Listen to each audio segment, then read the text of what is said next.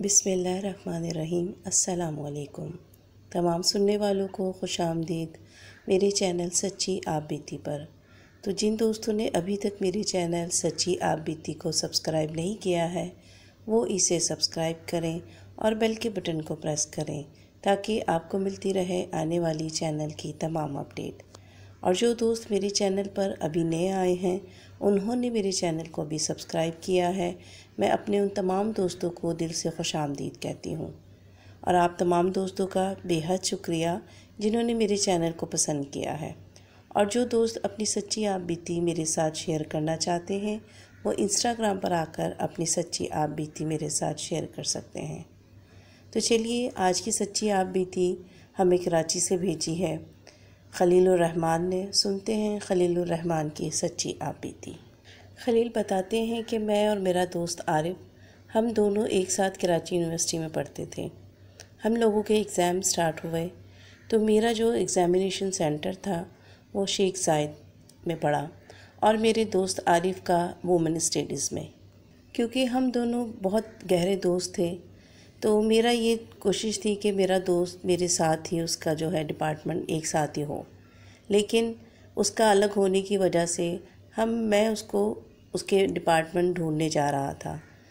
تو کافی دیر ہو گئی مجھے، میں اپنے دوست کو تلاش کر رہا تھا لیکن میرا دوست مجھے نہیں مل رہا تھا اور میں اس کو مسلسل کال بھی کر رہا تھا لیکن وہ میری کال پک نہیں کر رہا تھا۔ کافی دیر ہو گئی اور اس میں مجھے اس کو ڈھونڈنے میں کافی تھک گیا تھا۔ اور جیسا کہ آپ تمام دوست جانتے ہوں گے کہ کراچی یونیورسٹی کافی بڑی ہے اور اس کی جو بہت سی جگہیں ہیں وہ کافی سناٹے میں ہیں اور اس کے آس پاس بہت زیادہ جھاڑیاں بھی ہیں۔ اور یہ ایک سردی کی شام تھی اور آج سردی بھی بہت زیادہ تھی۔ مجھے اپنے دوست کو تلاش کرنے میں بہت مشکل ہوئی اور اس کی تلاش میں جھاڑیوں سے ہوتا ہوا، اس ویرانے سے ہوتا ہوا اپنے دوست کو ڈھونڈ رہا تھا۔ میرا دوست تو مجھے مل گیا لیکن مغرب کے بعد وہ مجھے ایک جگہ سے آتا ہوا دکھائی دیا۔ میں اس پہ تھوڑا سا غصہ ہوا کہ اتنی دیر ہو گئی میں تمہیں تلاش کر رہا ہوں، آخر تم کہاں چلے گئے تھے اور میری کال بھی تم پک نہیں کر رہے تھے۔ تو اس نے کہا کہ یار میرا موبائل دراصل کہیں گر گیا تھا تو اس کی وجہ سے میں تمہاری کال نہیں پک کر سکا۔ خیر میں نے اسے کہا کہ چلو بہت دیر ہو رہی ہے اور سردی بھی بڑھتی جا رہی تھی، میں اپنے دوست کو لے کر اپنے گھر آ گیا کیونکہ اس کا جو گھر تھا وہ حیدرآباد میں تھا اور یہاں پہ وہ ہاسٹل میں رہتا تھا۔ تو میں نے اس سے کہا کہ تم جب تک ایگزام نہیں ہو جاتے تو ہم دونوں مل کر کمبائن اسٹڈی کریں گے، تو اس لیے تم میرے ساتھ میرے گھر ہی چلو۔ میری بات پر وہ بہت خوش ہو گیا اور اس نے کہا کہ میں بھی یہی چاہتا تھا کہ یار خلیل میں تمہارے گھر تمہارے ساتھ چلوں، دراصل میں وہاں سکون سے تمہارے ساتھ بیٹھ کر اپنی تیاری کر سکوں گا۔ خیر ہم دونوں گھر آ گئے اور گھر آتے آتے ہمیں تقریباً 8 بج گئے تھے۔ میری امی نے کھانا لگایا ہوا تھا اور میری اور میرے گھر والوں کی عارف کے ساتھ اچھی سلام دعا تھی، مطلب وہ لوگ جانتے تھے کہ میرا یہی ایک واحد دوست ہے جو بلا تکلف ہمارے گھر آ جاتا تھا۔ ہم لوگوں نے کھانا کھایا، امی نے چائے بنائی تو میں نے امی سے کہا کہ بس اب ہم لوگ تھوڑا آرام کریں گے اور پھر رات میں بیٹھ کر ہم لوگ اپنے پیپر کی تیاری کریں گے۔ ہم دونوں کمرے میں آئے اور تھوڑی دیر ہم لوگوں نے آرام کیا۔ پھر میں نے عارف سے کہا کہ عارف ایسا کرتے ہیں کہ ہم لوگ دونوں یہیں پہ بیٹھ کر اپنا تھوڑا سا جو یاد ہے پیپر کا تیاری ہے وہ ہم لوگ کر لیتے ہیں۔ میری طرف وہ دیکھ رہا تھا تو مجھے پتہ نہیں کیوں عارف کے اندر ایک تبدیلی سی محسوس ہوئی۔ جس طرح کا عارف تھا پڑھائی کے معاملے میں اپنی پڑھائی کو لے کے بہت سیریس تھا، میرے کہنے پہ وہ کہنے لگا یار ابھی تم رک جاؤ، مجھے تھوڑا آرام کرنے دو۔ میں نے کہا بہت دیر ہو گئی ہے، اب ہم لوگ بیٹھ کے پڑھائی کرتے ہیں، آرام ہم بعد میں کر لیں گے۔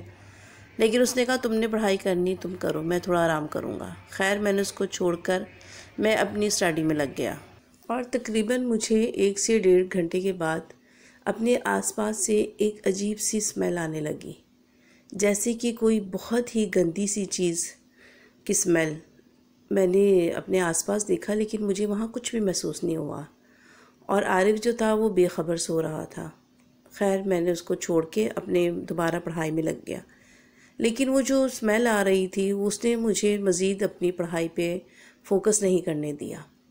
میں اٹھا اور میں نے کمرے کے باہر جو بالکنی تھی وہاں پر نظر ڈالی کہ شاید کوئی ایسی چیز ہوگی جو کہ مجھے اس کی اسمیل مجھے پریشان کر رہی ہے، یا بلی کچھ ایسی چیز لے آئی ہوگی گھر میں، لیکن کچھ بھی نہیں تھا۔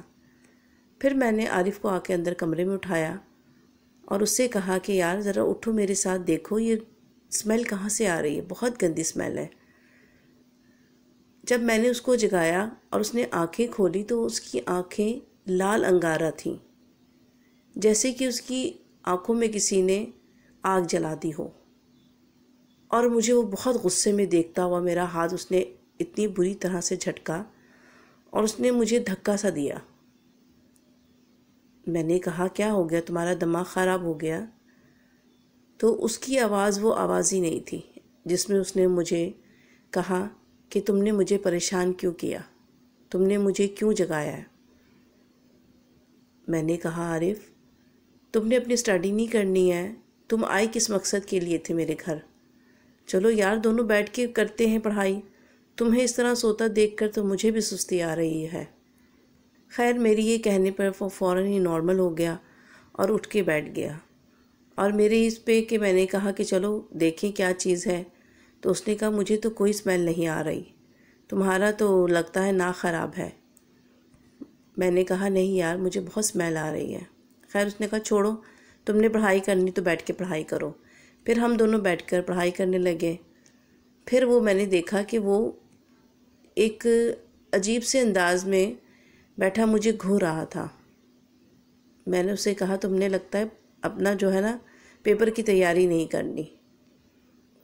پھر مجھے ایسا لگا کہ جیسے میرے شولڈر آہستہ آہستہ وزنی ہونا شروع ہو گئے، اور میرا پورا جسم جیسے کہ کسی نے بہت سختی سے جکڑا ہوا ہو، میرے کندھے، میرا پورا جسم، میرا سر وزن سے مزید وزنی ہو گیا، اور میں باوجود کوشش کے کچھ بول نہیں پا رہا تھا، اور سامنے بیٹھا عارف مسکرا کے مجھے دیکھ رہا تھا۔ میں نے اس کو اشارہ بھی کیا، اپنے پاس بلانے کی کوشش بھی کی، لیکن وہ بہت ہی مکار ہنسی ہنس رہا تھا۔ پھر اس کے بعد مجھے کچھ یاد نہیں کہ میرے ساتھ کیا ہوا۔ پھر صبح کے ٹائم، فجر کے ٹائم، اذانوں کے ٹائم میری آنکھ کھلی تو میں اپنی اسی چیئر کے اوپر بیٹھا ہوا تھا، اور میرے سامنے میرے تمام پیپرز جو میں جس میں سے اپنی پڑھائی کر رہا تھا وہ سب رکھے ہوئے تھے، لیکن مجھے اچھی طرح سے یاد تھا کہ رات میرے ساتھ کیا ہوا۔ میں فوراً اس کرسی سے اٹھا اور میں عارف کو دیکھنے لگا جو کہ کمرے میں موجود نہیں تھا۔ میں باہر آیا کمرے سے تو میری امی نماز ادا کر رہی تھیں۔ مجھے دیکھ کے وہ اٹھیں اور انہوں نے مجھ پر دم کیا اور مجھے کہا کہ بیٹا نماز ادا کرو۔ میں نے کہا جی۔ میں ان کی بات سن کر واش روم میں گیا اور میں نے نماز ادا کی، اور واپس آ کے میں امی کے پاس آ کر بیٹھ گیا۔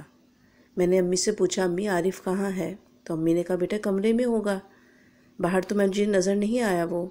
تو میں نے کہا وہ کمرے میں بھی نہیں ہے۔ تو امی نے کہا ہو سکتا ہے کہیں باہر چلا گیا ہوگا، نماز ادا کرنے باہر چلا گیا ہوگا۔ تو لیکن امی سے میری یہ بات مجھے ہوا کہ اگر وہ نماز کے لیے بھی گیا تھا تو مجھے اٹھاتا ضرور وہ، اور میں رات والی بات امی سے جیسے ہی کہنا چاہ رہا تھا تو ایسے لگا کہ جیسے میری زبان میرے منہ میں ہی کسی نے بہت سختی سے دانتوں کے بیچ میں دبا دی ہو، اور میں کوشش کے باوجود بھی امی سے اپنی بات رات والی نہیں کہہ سکا، اور میں کمرے میں آ کر بیڈ پر لیٹ گیا اور میں سوچنے لگا کہ رات آخر میرے ساتھ کیا ہوا تھا، وہ کیا بات تھی کہ جس نے میرا پورا جسم اتنا وزنی کر دیا، اور عارف کو میں اتنی آوازیں دے رہا تھا، اس کو بلا رہا تھا اپنی مدد کے لیے، لیکن اس نے ایک دفعہ بھی اٹھ کر میرے پاس آنے کی زحمت نہیں کی۔ میں اپنی انہی سوچوں میں گم تھا کہ مجھے واش روم سے عارف نکلتا ہوا دکھائی دیا۔ میں نے اسے کہا کہ تم کب آئے واش روم میں؟ اس نے کہا کہ جب تم اپنی سوچوں میں گم تھے۔ تو میں نے اس سے کہا کہ یار رات کو عجیب سا پتہ نہیں میرے ساتھ کیا ہوا، اور میں تمہیں آوازیں دیں تو تم نے میری آواز نہیں سنی۔ اس نے کہا کوئی بات نہیں، میں نے تو تمہاری کوئی بھی آواز نہیں سنی یار، تم ایسی بات کیا کر رہے ہو؟ میں نے کہا نہیں یار، میں تمہیں آوازیں دے رہا تھا اور تم اپنی جگہ پر بیٹھے مسکرا رہے تھے۔ اس نے کہا لگتا ہے تمہارا نیند سے برا شل ہو رہا ہے، تم پوری رات جو بیٹھ کر اپنی پڑھائی کرتے رہے ہو، تمہاری جو ہے نا نیند پوری نہیں ہوئی، ایسا کرو کہ تم تھوڑی دیر آرام کر لو۔ اس نے زبردستی مجھے بیڈ پہ لٹایا اور مجھے کہا کہ تم تھوڑی دیر آرام کرو، اور میں نے بھی یہ سوچا کہ ہو سکتا ہے کہ میرے دماغ پر نیند کا ہی اثر ہو۔ میں نے کہا چلو تھوڑی دیر آرام کر کے پھر دوبارہ اپنی پڑھائی کروں گا، کیونکہ کل ہمارا پیپر تھا۔ میں اپنے بیڈ پر آ کے لیٹ گیا اور تقریباً 1.5-2 گھنٹے کے تک میں اپنے بیڈ پر ہی لیٹا رہا، لیکن نیند جو تھی وہ مجھے بالکل بھی نہیں آ رہی تھی۔ پھر میں اٹھا اور اٹھ کے بیٹھ کے اپنی دوبارہ سے پڑھائی کرنے لگا، اور عارف بھی بیٹھا ہوا بیڈ کے اوپر نوٹس پھیلائے ہوئے وہ بھی میرے سامنے پڑھائی کر رہا تھا۔ پھر دوپہر تک میں اپنے کمرے میں بیٹھ کر پڑھائی کرتا رہا۔ پھر دوپہر کے بعد مجھے بھوک کا احساس ہوا تو میں اٹھ کر کمرے سے باہر آ گیا اور میں نے امی سے کہا کہ ہمارے لیے کمرے میں آپ کھانا بھجوا دیں۔ میں امی سے کہہ کے کمرے میں آیا۔ میں نے عارف سے کہا کہ کھانا کھانا ہے، اس نے کہا نہیں یار ابھی مجھے بھوک نہیں ہے۔ خیر میں نے کہا چلو باہر ہی بیٹھ کے میں کھا لیتا ہوں، میں نے اس کو ڈسٹرب نہیں کیا اور باہر بیٹھ کے میں نے کھانا کھایا۔ امی نے مجھ سے پوچھا، میں نے کہا وہ کمرے میں پڑھائی کر رہا ہے۔ خیر ٹائم گزر گیا۔ پھر شام میں مجھے اپنے ابو کے ساتھ کہیں جانا تھا، تو میں نے عارف سے کہا کہ تم بھی ہمارے ساتھ چلو، تو اس نے کہا کہ تم ایسا کرو تم اپنے ابو کے ساتھ ہو کر آؤ، مجھے بھی کوئی کام ہے میں جا رہا ہوں۔ وہ چلا گیا اور میں اپنے والد صاحب کے ساتھ اپنے گھر سے نکلا۔ لیکن جیسے ہی میں گھر سے نکلا ہوں مجھے ایسا محسوس ہوا کہ میرا پورا جسم جو ہے وہ وزنی ہو رہا ہے، اور ایک بھی جو میں پاؤں نہ اپنی کوشش سے نہیں اٹھا پا رہا تھا۔ میری یہ حالت دیکھ کر میرے والد صاحب نے کہا کہ بیٹا کیا بات ہے؟ تو میں نے اپنے والد صاحب سے کہا کہ ابو میری طبیعت ٹھیک نہیں ہے تو میں آپ کے ساتھ نہیں جا سکوں گا۔ انہوں نے کہا کہ چلو ٹھیک ہے تم جاؤ اپنے کمرے میں اکیلا چلا جاؤں گا۔ میں کمرے میں آیا اور جیسے ہی اپنے کمرے میں داخل ہوا، جو وزن تھا میرے اوپر وہ اچانک ہی وزن سب ختم ہو گیا اور میں بالکل نارمل ہو گیا۔ میں یہ سوچنے لگا کہ آخر میرے ساتھ ہو کیا رہا ہے، اور یہی چیز میرے جو دماغ میں پکتی جا رہی تھی کہ آخر مجھے ہو کیا رہا ہے کہ میرا جسم وزنی ہو جاتا ہے، میں ان سے کوئی بات صحیح طرح سے نہیں کر پا رہا، کیا پتہ مجھے اپنے پیپرز کی ٹینشن ہے۔ اگلے دن میرا پیپر تھا اور میں چاہ رہا تھا کہ مکمل توجہ اپنی پڑھائی کی طرف کر دوں۔ میں یہی سوچ کر دوبارہ اپنی کرسی پہ آ کر بیٹھ گیا اور اپنی تمام توجہ اپنی پڑھائی کی طرف میں نے کر دی، اور جو بھی ذہن میں خیال آ رہے تھے ان کو میں نے فی الحال ایک سائڈ پہ کیا، اور میں نے اپنے آپ سے کہا کہ خلیل تم صرف اپنی پڑھائی پہ توجہ دو، اور میں سب باتیں چھوڑ کے اپنے پیپر کی تیاری کرنے لگا۔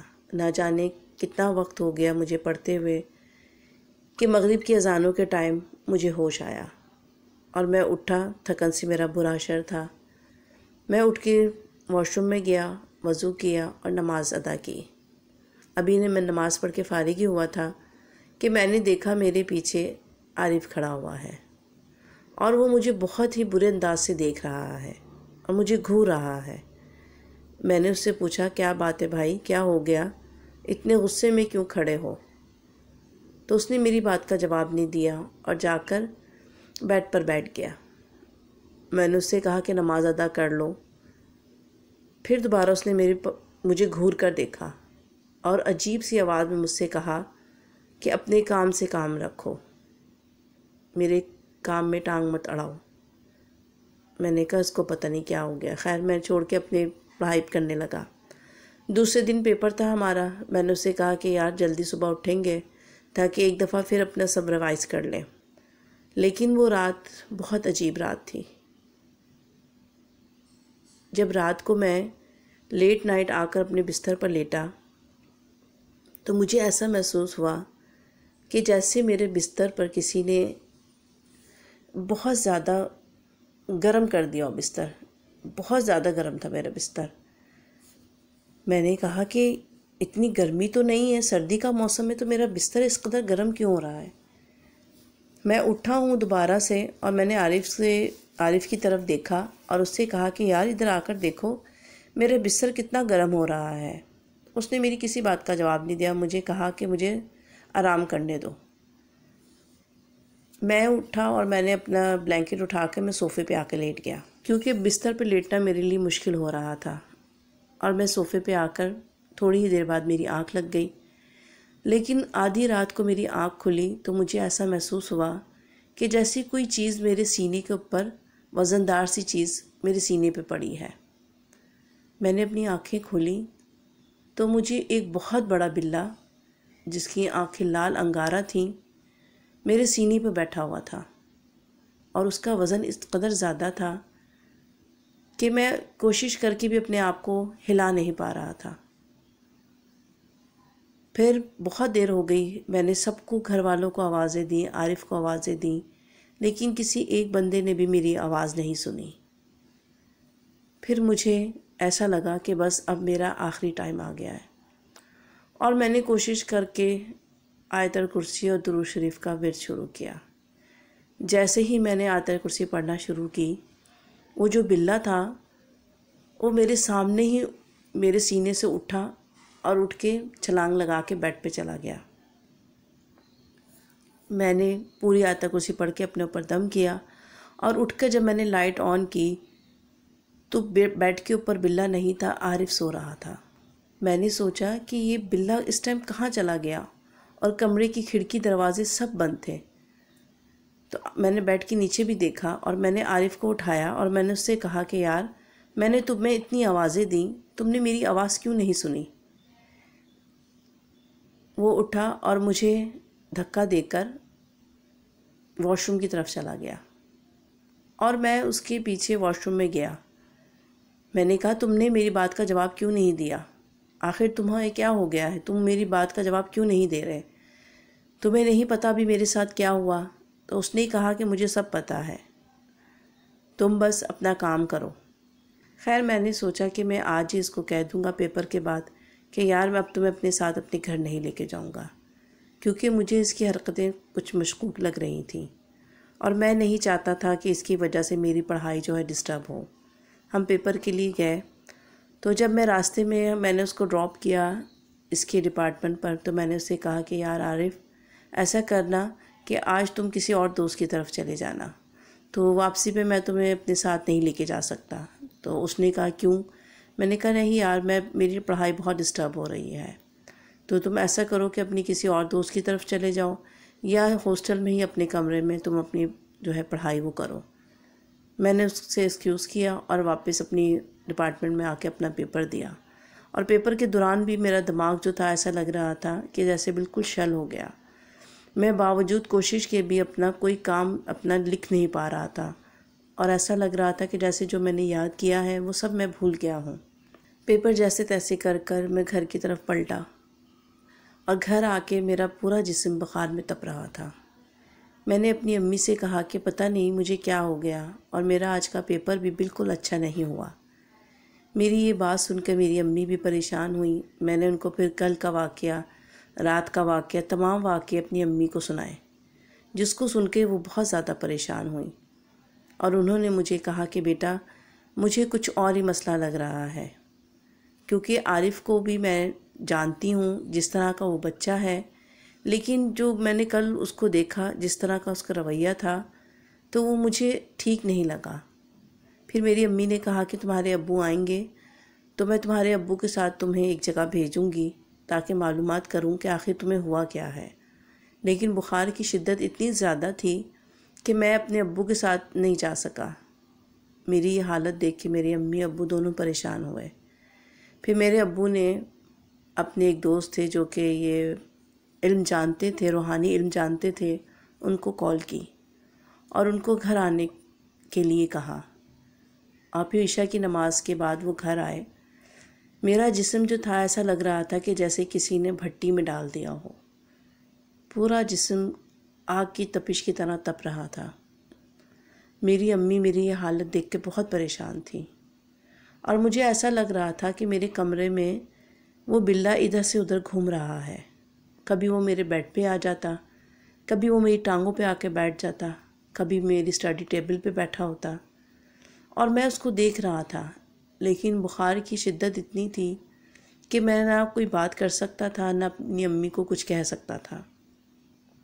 اور پھر جیسے ہی عشاء کی نماز کے بعد ابو کے ساتھ ان کے وہ دوست آئے تو وہ بلّا جو تھا وہ خون خوار نظروں سے مجھے گھور رہا تھا، اور پھر وہ اچانک ہی میرے بیڈ پر آیا اور اس نے وہی عارف کا روپ دھار لیا اور مجھ سے کہا کہ تم اچھا نہیں کر رہے، اس کا انجام بہت برا ہوگا۔ اور مجھے اس قدر خوف آیا کہ یہ جو عارف ہے یہ بلے کے روپ میں یا بلّا عارف کے روپ میں کیا ماجرا ہے۔ اور پھر میری فوراً ہی آنکھیں بند ہو گئیں، ایسے جیسے کہ میں بے ہوش ہو گیا۔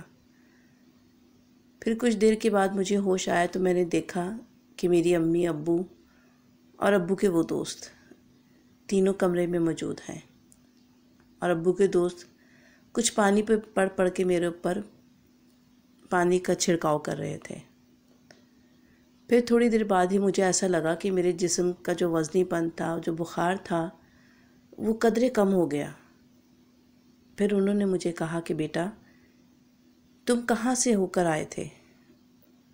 تمہارے پیچھے کوئی بلا پڑ گئی تھی۔ میں نے ان سے کہا کہ میں اپنے دوست کو ڈھونڈنے یونیورسٹی میں جب گھوم رہا تھا تو جب میں جھاڑیوں کے پاس سے گزرا تھا تو مجھے ایک دم تو اپنے جسم پہ بوجھ سا محسوس ہوا تھا، لیکن اس ٹائم میں اپنے دوست کو ڈھونڈنے کی تلاش میں تھا تو میں نے اس چیز کو اتنا محسوس نہیں کیا۔ تو انکل نے مجھے کہا کہ بیٹا وہیں سے ایک جو چیز تھی مخلوق تمہارے پیچھے پڑ گئی اور اس نے تمہارے دوست کا روپ دھار لیا اور وہ تمہارے ساتھ تمہارے گھر آ گئی، اور وہ تمہیں تنگ کرنا چاہتی تھی، تمہیں پریشان کرنا چاہتی تھی، لیکن تم فکر نہ کرو، میں نے اس کا بندوبست کر دیا ہے۔ یہ بھی شکر تھا اللہ کا کہ ابو کے وہ دوست بہت اچھے تھے، انہوں نے مجھ پہ دم کیا اور مجھے بہت افاقہ ہوا اس چیز سے، لیکن انہوں نے مجھے سختی سے منع کیا کہ اب تم اس طرف تو بالکل بھی نہیں جاؤ گے، پیپر دو اور سیدھا اپنے گھر آؤ۔ 2 سے 3 دن کے بعد میرا دوسرا پیپر تھا۔ اللہ کا شکر ہے کہ 2 دن میں نارمل ہو گیا اور میں نے اپنی جو دوسرے پیپر کی تیاری کی، اور جب ہمارے پیپر ختم ہو گئے تو مجھے عارف ملا اور میں نے عارف سے کہا کہ عارف تم اس دن میرے ساتھ میرے گھر آئے تھے؟ تو اس نے کہا کہ نہیں یار، میری تو تمہارے ساتھ آج ملاقات ہو رہی ہے۔ پھر میں نے عارف کو بھی اپنا وہ تمام واقعہ سنایا، جسے سن کر وہ بھی بہت خوفزدہ ہو گیا، اور اس نے مجھے کہا کہ یار شکر ادا کرو کہ اس نے تمہیں کوئی بھی جانی نقصان نہیں پہنچایا، وہ جو بھی مخلوق تھی وہ تمہارے ساتھ شرارت کر رہی تھی، اور ہم لوگوں نے اس کے بعد اس طرف تو بالکل بھی رخ نہیں کیا۔ جب تک ہم لوگ یونیورسٹی میں ہم لوگوں نے پڑھائی کی، میری کوشش ہوتی تھی کہ میں جلد سے جلد بس اپنی کلاس لوں، اپنا ٹائم پورا کروں اور اپنے گھر آ جاؤں۔